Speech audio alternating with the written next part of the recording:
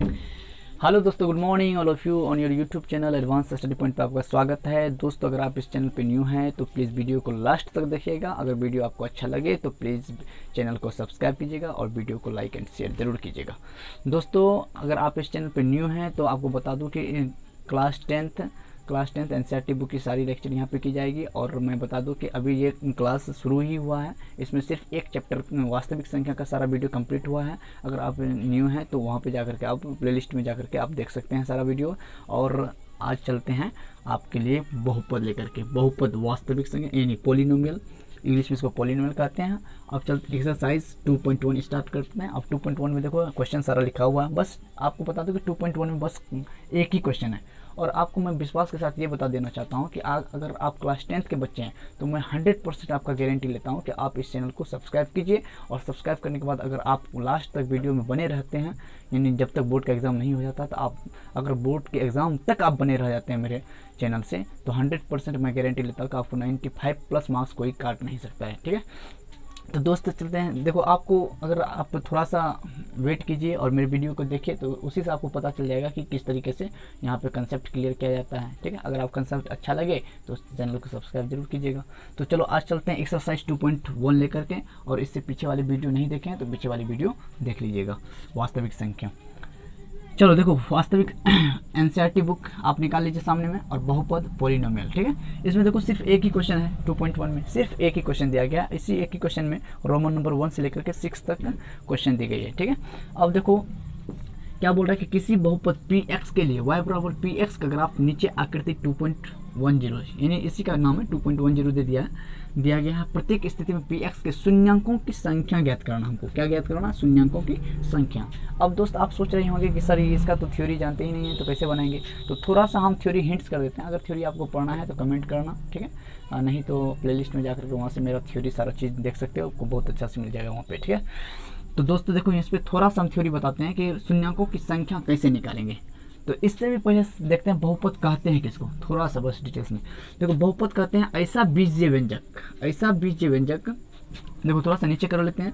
ऐसा बीजीय व्यंजक जिसमें चर राशि का घात और ऋणात्मक पूर्णांक हो, 0 1 2 3, इस सबको कहते हैं और ऋणात्मक पूर्णांक, 0 1 2 3 4 इसी तरीके से इनफाइनाइट तक।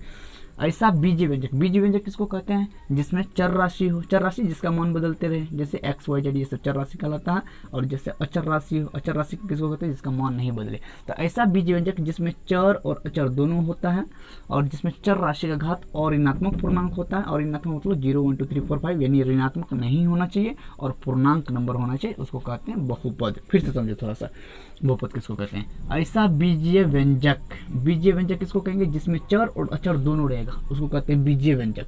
ऐसा बीजीय व्यंजक जिसमें चर राशि का घात और ऋणात्मक पूर्णांक, और ऋणात्मक नहीं होना चाहिए, और ऋणात्मक पूर्णांक को इंग्लिश में कह सकते हैं नॉन नेगेटिव इंटीजर, यानी और ऋणात्मक पूर्णांक, और ऋणात्मक मतलब 0 1 2 3 ये सब पावर होना चाहिए, तब ये कहलाएगा बहुपद। ठीक है, इसी तरह जैसे देखो आपको यहाँ पे कर दे, थोड़ा सा नीचे ही करते हैं। देखो, अगर तुमसे पूछ दे कि ये बहुपद है कि नहीं है, तो देखो इसका पावर और ऋणात्मक पूर्णांक 0 1 2 3 4 5, तो समझ जाएंगे ये बहुपद है।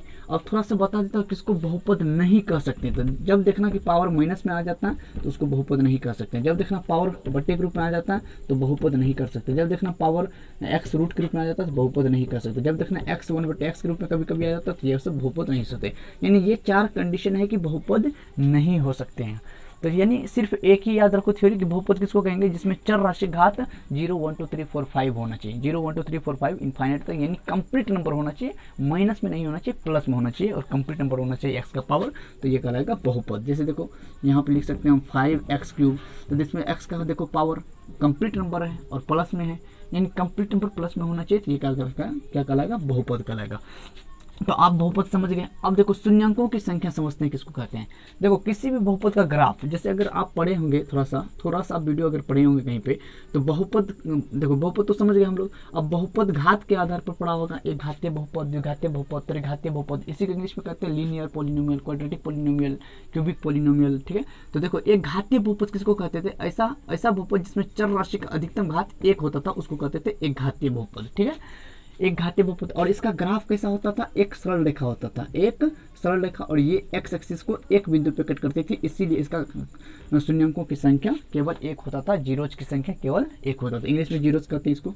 देखो इसी तरीके से द्विघातीय बहुपद, ऐसा बहुपद जिसमें चर राशि का अधिकतम घात 2 होता था। देखो ना, चर राशि का अधिकतम, यहाँ पे देखो घात 1 है, यहाँ पे चर राशि का अधिकतम घात 2 है, तो ये कहलाता है द्विघात बहुपद। और इसका जो ग्राफ होता है ये एक्स एक्सिस को 2 बिंदु पे कट करती है, यानी इसका जो ग्राफ होता है एक पैराबोला होता है जो एक्स एक्सिस को, ये एक्स एक्सिस है परी लाइन, ठीक है, एक्स एक्सिस को 2 बिंदु पे कट करती है, इसीलिए इसका 2 शून्यंक अल्फा बीटा होता है। इसी तरीके से आपको बता दूं त्रिघात बहुपद, थोड़ा सा यहाँ देख लेते हैं, यहीं पे कर देते हैं, थोड़ा सा जगह नहीं है, यहाँ पे कर लेते हैं, ठीक है। त्रिघात बहुपद ऐसा बहुपद जिसमें चर राशि का अधिकतम घात 3 होता, उसे त्रिघात बहुपद कहते हैं। और त्रिघात बहुपद का ग्राफ की बात की जाए तो इसका ग्राफ एक वक्र रेखा होता है जो एक्स अक्ष को 3 बिंदु पर कट करते हैं, इसीलिए इसका 3 शून्यंक अल्फा बीटा गामा होता है, ठीक है। अब देखो इससे एक निष्कर्ष निकलती क्या कि किसी भी बहुपद का शून्यंकों की संख्या, देखो यहाँ पे बहुपद अधिकतम घात 1 है तो शून्यंक 1 हुआ, यहाँ पे अधिकतम घात 2 है तो शून्यंक की संख्या 2 हुआ, यहाँ पे अधिकतम घात 3 है तो शून्यंकों की संख्या 3 हुआ। तो इससे निष्कर्ष ये निकलता है कि किसी भी बहुपद के अधिकतम घात के बराबर शून्यंकों की संख्या होती है।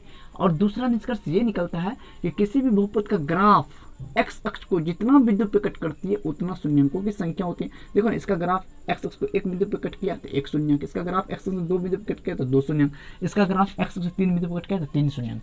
यानी इससे कहने का मतलब कि एक हम नोट लिख सकते हैं, नोट क्या लिख सकते हैं कि किसी भी बहुपद के अधिकतम घात के बराबर शून्यंकों की संख्या, आप लिख लो, किसी भी बहुपद के अधिकतम घात के बराबर शून्यंकों की संख्या होती है। यानी यहाँ पे नोट थोड़ा सा हम लिख देते हैं, नीचे जगह नहीं है, किसी भी बहुपद के अधिकतम घात के बराबर, अधिकतम घात के बराबर शून्यंकों की संख्या होती है। यानी जितनी पावर की बहुपद होंगी उतनी शून्यंकों की संख्या, अधिकतम घात के बराबर शून्यंकों की संख्या होती है, ठीक है। शॉर्टकट में लिख दिया, ठीक है।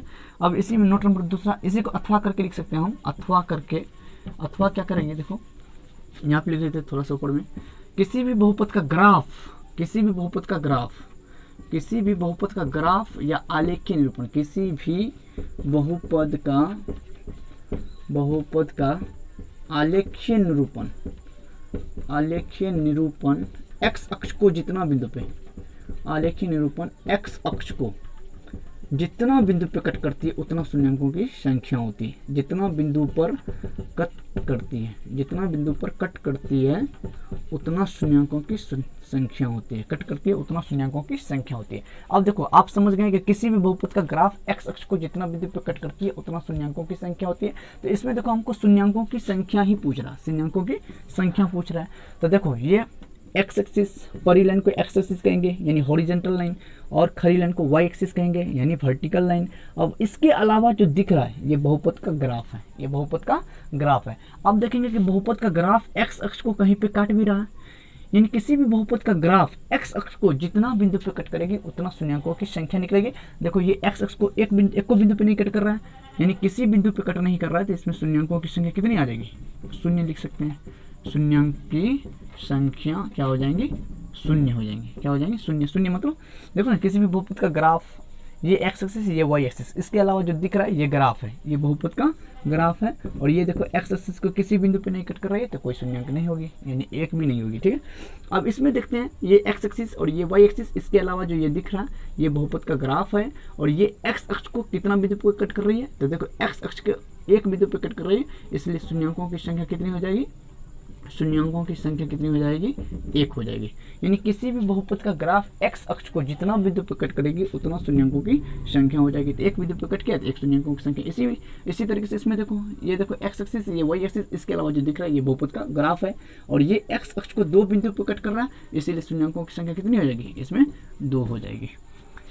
अब इसमें देखो ये एक्स एक्सिस, ये वाई एक्सिस, इसमें देखो किसी बहुपद का ग्राफ ये एक्स एक्स को 2 बिंदु पर कट रही है, इसलिए इसमें शून्यंकों की संख्या कितनी हो जाएगी, 2 हो जाएगी। अब इसमें देखो क्वेश्चन नंबर 5 में ये एक्स एक्सिस और ये वाई एक्सिस, और इसके अलावा जो ये दिख रहा है ये क्या है, बहुपद का ग्राफ है, और ये एक्स अक्ष को 1 2 3 4 बिंदु पर कट कर रही है, तो इसलिए इसमें शून्यंकों की संख्या कितनी हो जाएगी, 4 हो जाएंगे। अब चलते हैं क्वेश्चन नंबर 6 पे। देखो क्वेश्चन नंबर 6 में देखो ये एक्स एक्सिस, ये वाई एक्सिस और इसके अलावा जो दिख रहा है ये बहुपद का ग्राफ है। और ये एक्स अक्ष को कितना बिंदु पे कट कर रही है, एक बिंदु पे, दो बिंदु पे। कट करने का मतलब छूना भी होता है, ठीक है।